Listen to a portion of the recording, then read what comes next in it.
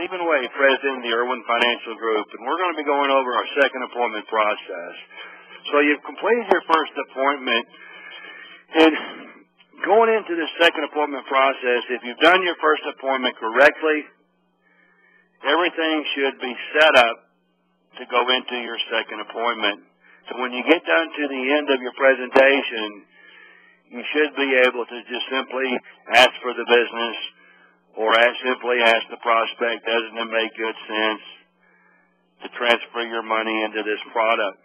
See, I've seen so many people over the last 30 years, so many good salespeople wait until they get down to the very end of the presentation to start trying to overcome objections.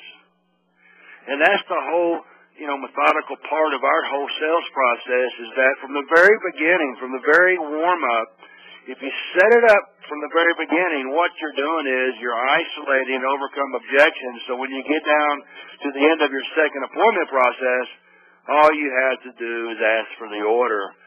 And I know this sounds very crazy for a lot of you all out there who know how to close, but so many people, so many salespeople, they get nervous. They get anxiety about simply asking for the order, because a lot of salespeople truly can't handle rejection.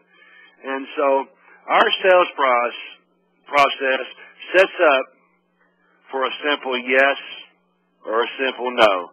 So let's get on into this now. Kind of go over an overview here of what we're going over.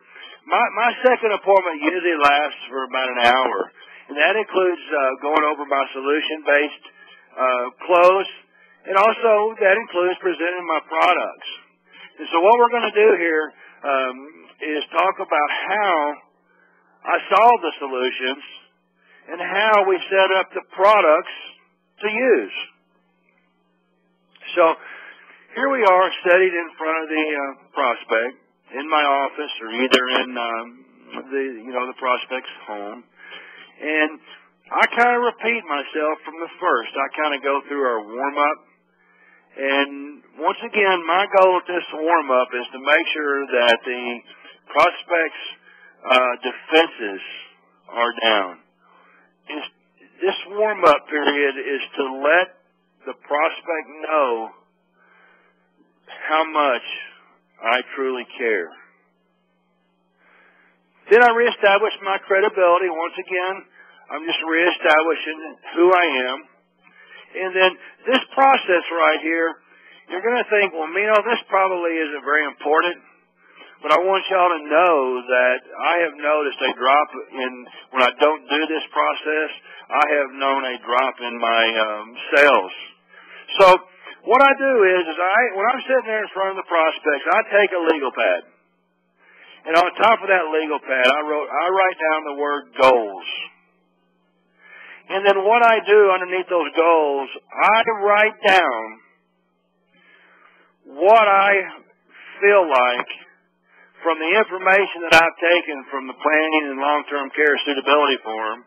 From that information, I write down what I think the client's goals are and what they're trying to accomplish. So picture this. I'm sitting around my round table. I'm in front of the prospect. I've got this legal pad out, and I'm handwrite goals. And one of the reasons that I like using a legal pad is that I talk fast. Sometimes I talk with a southern drawl, and not everybody hears me. And so when you're writing something down and the prospect is reviewing that, you're giving them a chance to actually you're making sure you're fully communicating with that prospect, so they understand what you're trying to say. So I write down this legal pad goals, and I write down, in order what the number one goals of the prospects are. And then what I do there at this point of the presentation, I look at the prospect and I say, before I go any farther, what I want to do is I want to make sure that I totally understand your situation, because what I did was I put a plan together that I thought would really take care of some concerns and some issues that, I have found. But in order for me to make sure that I've done the right thing, I need to make sure I fully understand what your goals are. So once I do that, and I've got the goals written down in front of me, I get the prospect to confirm that, I did communicate with them. And then during my presentation, I leave that legal pad on the paper. On the table. Because what happens during this process of the presentation, you're going to go through a lot of information. Sometimes people's minds wander. So if they're listening and their minds are wandering, they're going to run to something that they see. And I want them focused on what I'm talking about today. So not only are they listening to me, they're also seeing what we've talked about. So this is just very important on this step, because during my presentation, I have this laying out on my table so they can read this if their minds do decide to wonder. And I said, now that I've made sure that I understand your wishes and your goals, Mr. and Ms. Prospect, what I want to do before I get into the details of my product and of my solutions, what I want to do is take a minute and tell you a little bit about the type of products that I sell. So once I do that, I pull out, I have a informational book, a presentation book that I keep. And in this book, it talks about different articles on annuities. And I always believe in using third-party, articles to validate, what I'm saying. So here, in my presentation book, I have some letters from the Kiplinger, Washington letter.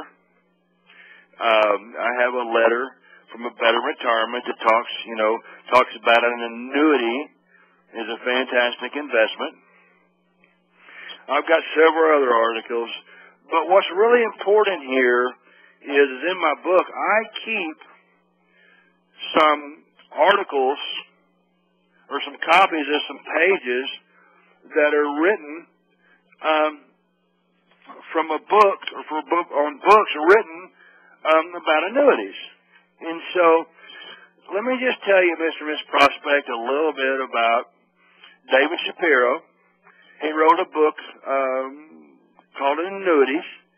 And for you who don't know who David Shapiro is, he has been featured columnist by National Underwriter. He has co-authored 2 bestsellers, including Annuities, which is sold. This book that I'm showing you here is from his Prospect. It sold more than 80,000 copies, and it was quoted in a Supreme Court decision. In addition to his writing and speaking, Mr. Shapiro is quoted on retirement issues in business publications from all the way to Wall Street to Money. And in this book right here, it talks about annuities. It talks about annuity benefits